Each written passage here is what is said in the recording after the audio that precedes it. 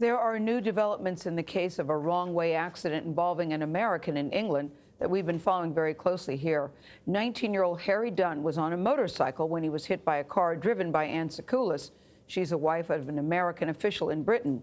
Imtiaz Tyab is outside the U.S. Embassy in London. Imtiaz, what are we learning now from British police?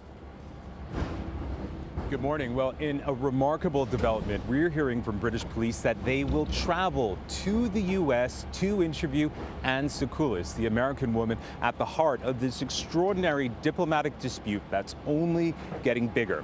Now, Anne Sacoolas was the subject of a press conference overnight where police say she requested to be interviewed by investigators, and they say they'll be speaking with her under essentially the UK equivalent of her Miranda rights. Now, the American was last questioned by UK investigators on the 28th of August. That's just the day after the fatal accident. It's also when police learned that she may have had diplomatic immunity. Now, on September 16th, authorities became aware she had left Britain, possibly in a US Air Force plane, but it really wasn't until 10 days later that the Dunn family were told she had returned to the United States. Now, Britain's foreign secretary is questioning whether the diplomatic immunity Sacoolas used to leave the UK should be guaranteed for the 16,000 or so American personnel and their families at the airbase where Sacoolas lived and near to where she killed Dunn in that head-on collision.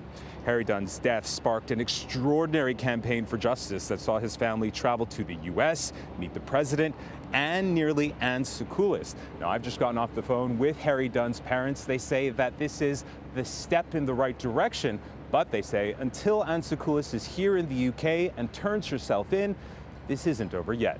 Anthony. All right, Imtiaz Tyab in London. Some movement in that case finally. Thank you.